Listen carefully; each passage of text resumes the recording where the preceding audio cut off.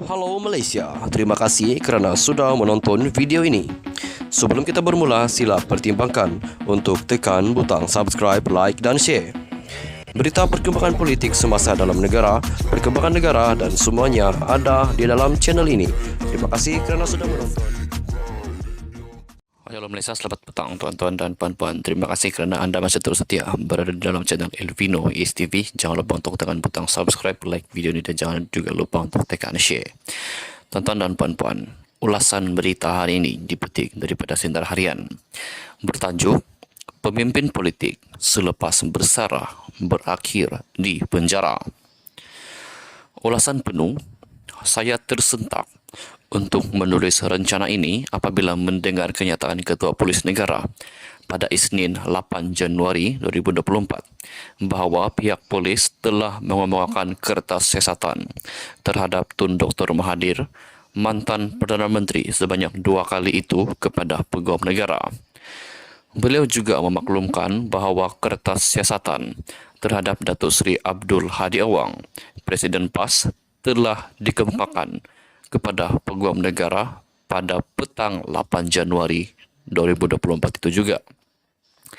Pada hari yang sama, saya terbaca berita SPRM akan memanggil seorang mantan Perdana Menteri untuk merakam kenyataannya mengenai perbelanjaan sebanyak RM700 juta untuk mempromosi kerajaan antara tahun 2020 hingga 2024. Pada 12 Januari 2024, kita mendapat tahu pemimpin berkenaan adalah Datuk Seri Ismail Sabri Yaakob. Walau bagaimanapun, pada 18 Ogos tahun 2023, beliau berjaya dalam permohonannya untuk membatalkan 4 pertuduhan salah guna kuasa itu.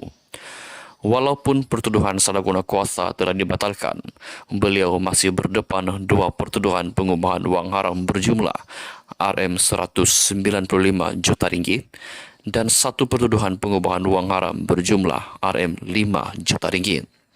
Sebaliknya, Datuk Seri Zahid Hamidi, Timbalan Perdana Menteri Kerajaan Perpaduan baru beberapa bulan sahaja dilepaskan tanpa dibebaskan daripada berpuluh-puluh pertuduhan apabila Peguam Negara tidak mahu meneruskan pendakwaan terhadapnya sehari sebelum beliau bersara. Lihat, asingkan jawatan Peguam Negara dan Pendakwa Raya 10 September 2023. Jangan lupa bahawa Datuk Seri Najib Tun Razak juga mantan Perdana Menteri masih menjalani hukuman penjara dan menghadapi lain-lain pertuduhan di mahkamah. Datuk Seri Rosmah Mansur, isteri Datuk Seri Najib juga sedang menghadapi pertuduhan terhadap dirinya mengenai penyiasatan terhadap Tun Dr. Mahathir dan Tun Daim Zainuddin.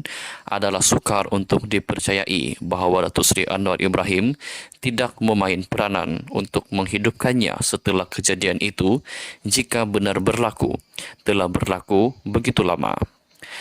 Adalah sukar mempercayai bahawa pihak polis dan SPRM telah sekian lama tidak menyiasat kes-kes tersebut, tetapi apabila Datuk Seri Anwar Ibrahim menjadi Perdana Menteri, mereka baru mula menyiasatnya jika tidak atas arahannya. Adalah juga sukar mempercayai bahawa pihak polis dan SPRM telah sekian lama menyiasat kes-kes itu, tetapi hanya apabila Datuk Seri Anwar Ibrahim menjadi Perdana Menteri baru mengemukakan kertas siasatan kepada Peguam Negara atau menyambung siasatan itu jika tidak atas arahan Datuk Seri Anwar Ibrahim. Anggapan yang lebih munasabah ialah Datuk Seri Anwar Ibrahim telah mengarahkan siasatan terhadap mereka dilakukan, atau jika siasatan telah lama dilakukan, beliau telah mengarahkan supaya ia dihidupkan semula. Orang ramai termasuk penganalisis politik terus mengatakan bahawa tindakan itu bermotifkan politik untuk membalas dendam atau mendiskreditkan mereka dan pada masa yang sama menonjolkan dirinya sebagai seorang pejuang anti rasuah dan anti penyalahgunaan kuasa dalam usaha untuk melanjutkan usia politiknya. Tambahan pula, ia dilakukan pada masa tersebarnya desas-desus Perikatan Nasional PN sedang berusaha untuk merampas kuasa. Tetapi, jika benar pun Datuk Seri Anwar Ibrahim mengarahkan tindakan-tindakan itu, beliau mempunyai satu hujah yang sah. Walaupun beliau tahu kesalahan-kesalahan itu dilakukan, sehingga beliau menjadi Perdana Menteri, beliau tidak berpeluang mengambil tindakan kerana beliau tiada kuasa untuk melakukannya. Berada di dalam penjara dan sebagai pembangkang, polis dan SPRM tidak akan menghiraukan aduannya. Jika itulah hal yang sebenar dan jika benarlah Tun Dr. Mahathir dan Tun Daim Zainuddin telah melakukan kesalahan jenayah kewangan yang merugikan negara, kita patut memuji Datuk Seri Anwar kerana berjaya membawa mereka ke mahkamah juga akhirnya. Setakat ini, kita tidak tahu hal yang sebenar. Beliau mengetahuinya. Maka, jika beliau tidak terlibat mengarahkan siasatan terhadap Tun Dr. Mahathir dan Tun Daim Zainuddin, beliau patutlah mengeluarkan kenyataan mengatakan beliau tidak mengarahkan mereka. Polis dan SPRM juga patut mengesahkannya. Mereka juga perlu menjelaskan mengapa mereka menunggu hingga sekarang untuk mula menyiasat atau mengemukakan kertas siasatan kepada peguam negara.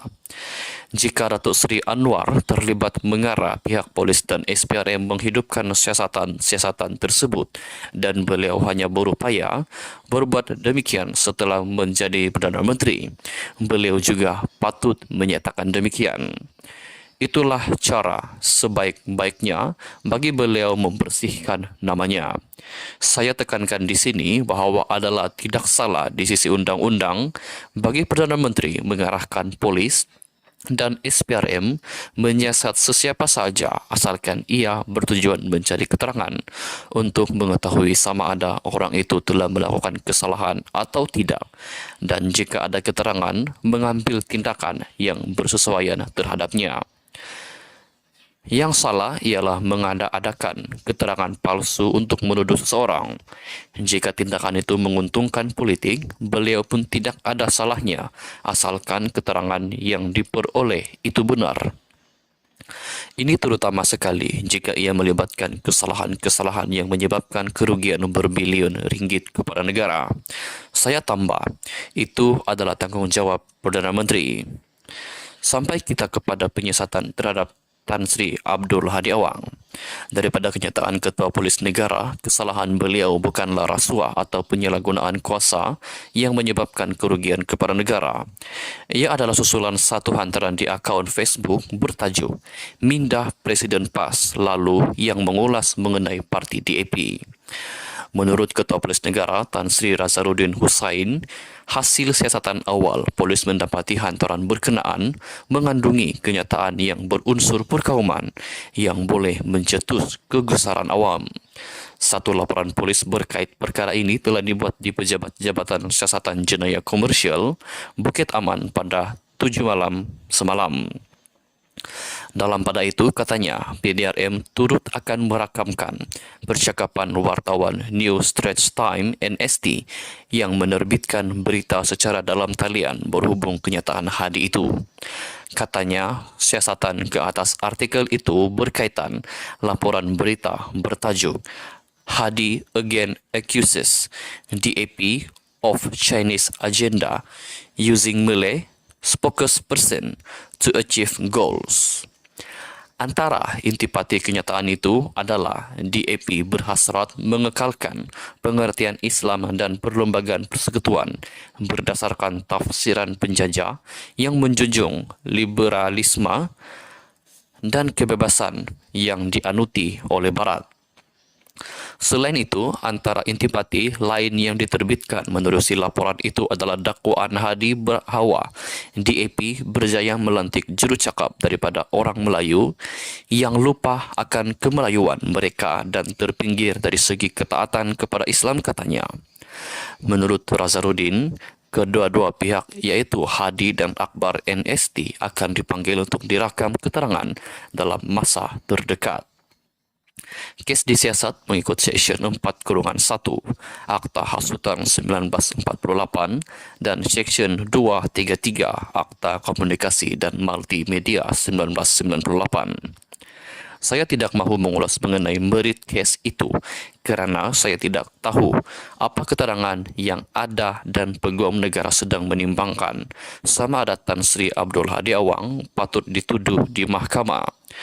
Cuma saya ingin mengemukakan dua soalan untuk semua pembaca berfikir dan membuat keputusan sendiri. Soalannya adalah, jika apa yang dikatakan oleh Tan Sri Abdul Hadi Awang itu dikatakan terhadap UMNO, adakah ia menjadi satu kesalahan? Bagaimana apabila seorang ahli parlimen DAP menuntut jawatan kuasa yang menentukan hukum syarak, hendaklah mempunyai seseorang bukan Islam sebagai ahlinya, sedangkan di Malaysia hukum syarak hanya terpakai kepada orang Islam. Kesalahan yang dikaitkan dengan Tan Sri Abdul Hadi Awang itu adalah berlainan daripada kesalahan yang dikatakan dilakukan oleh Tun Dr. Mahathir dan Tun Daim Zainuddin. Tulisan seperti itu, jika ia merupakan satu kesalahan, tidaklah sama beratnya dengan kesalahan-kesalahan yang dikaitkan dengan Tun Mahathir dan Tun Daim Zainuddin. Menghukum Tan Sri Abdul Hadi Awang atas kesalahan ini tidak akan menarik sokongan kepada Datuk Seri Anwar Ibrahim. Orang Melayu akan menuduh Datuk Seri Anwar yang bertanggungjawab menggerakkan penyiasatan kes tersebut untuk mendiamkan Presiden PAS itu, mengetepikan beliau daripada arena politik dan melemahkan PAS. Ini terutama sekali apabila ia berlaku pada masa yang sama dengan langkah Dubai. Datuk Seri Anwar Ibrahim lebih baik menjauhkan diri daripadanya, melainkan beliau memang terlibat. Mengenai siasatan terhadap Datuk Seri Anwar, mengenai siasatan terhadap Datuk Seri Ismail Sabri, kita juga bertanya-tanya mengapa siasatan ini juga dilakukan pada minggu yang sama hingga ia menyebabkan seorang pemerhati berkata, "Nak tangkap habis semuakah?" Hujah-hujah saya di atas yang berkenaan juga terpakai. Kesimpulannya, apa yang amat menarik perhatian berita-berita yang saya sebut di permulaan rencana ini ialah, yang pertama, hampir kesemua bekas Perdana Menteri ditambah dengan bekas Menteri Kewangan dan Ketua Parti Pembangkang disiasat pada masa yang sama. Kedua, mengenai kesalahan yang dikatakan dilakukan oleh Tun Dr. Mahathir dan Tun Daim Zainuddin. Siasatan dilakukan atas dihidupkan semula lama selepas kesalahan-kesalahan itu dikatakan dilakukan oleh mereka. Ketiga, ia berlaku pada masa yang sama dengan langkah Dubai yang Datuk Seri Anwar Ibrahim juga mengeluarkan kenyataan mengenainya. Beliau juga mengeluarkan kenyataan pada 9 Januari 2024 sehari selepas Ketua Polis Negara mengeluarkan kenyataannya selepas beliau menghadap Yang di-Pertuan Agong, antara lain mengatakan baginda juga bertitah bahawa pihak istana tidak akan terlibat dalam sebarang percaturan politik. Semuanya menyebabkan orang ramai beranggapan bahawa semua tindakan polis dan SPRM itu dilakukan atas arahan Datuk Seri Anwar Ibrahim untuk menyelamatkan kedudukan politik beliau. Sebenarnya, mengenai kelewatan mengambil tindakan terhadap kesalahan yang dikatakan dilakukan oleh Tun Dr. Mahathir dan Tun Daim Zainuddin, Datuk Seri Anwar Ibrahim mempunyai satu hujah yang sah bagi mematahkan tuduhan mereka, iaitu sebelum ini beliau tidak berpeluang mengambil tindakan terhadap mereka kerana beliau tiada kuasa untuk melakukannya. Mengenai siasatan terhadap Datuk Seri Ismail Sabri, ia adalah kesalahan baharu. Mengenai penyiasatan terhadap Tan Sri Abdul Hadi Awang, saya tidak fikir seorang yang secerdik Datuk Seri Anwar Ibrahim dan berpengalaman seperti beliau akan mengarah polis untuk menyiasat kenyataan seperti itu untuk menuduh Presiden PAS itu untuk menguatkan kedudukan politiknya. Jika pihak polis melakukannya untuk membantu politik Datuk Seri Anwar Ibrahim pada masa ini, ia adalah satu perkiraan yang kurang bijak. Biar apapun, katakanlah kesemua mereka dituduh, disabitkan dan dijatuhkan hukuman penjara, maka akan berlakulah satu peristiwa bersejarah di mana paling banyak bekas Perdana Menteri dan pemimpin-pemimpin politik menjadi banduan pada masa yang sama. Jika demikianlah halnya, bagaimanakah orang ramai akan melihat Datuk Seri Anwar Ibrahim? Saya fikir mereka akan terbahagi kepada dua kumpulan. Kumpulan pertama ialah kumpulan yang percayakan kebebasan mahkamah. Mereka akan menyanjung Datuk Seri Anwar Ibrahim sebagai juara anti rasuah dan anti penyalahgunaan kuasa dan penyelamat negara. Kumpulan kedua ialah mereka yang tidak percayakan kebebasan mahkamah. Mereka akan melihat beliau sebagai seorang yang sanggup menggunakan polis, SPRM, pendakwa raya dan mahkamah untuk memenjarakan musuh-musuh politiknya dan menyelamatkan kedudukannya. Biar apapun pandangan mereka, apa yang penting ialah semua pihak yang menjalankan tugas mereka dalam urusan ini melakukannya dengan jujur. Dengan cara ini, moga-moga akan lebih bersihlah pemimpin-pemimpin politik kita di masa hadapan. Tun Abdul Hamid Muhammad merupakan mantan Ketua Hakim Negara Malaysia ke-12. Artikel ini adalah pandangan daripada penulis dan tidak semestinya mencerminkan pendirian rasmi Sinar Harian. Sekian saja ulasan untuk petang ini. Jangan lupa untuk tekan butang subscribe, like video ini dan jangan juga lupa untuk share video ini. Jumpa lagi di berita yang seterusnya. Bye bye.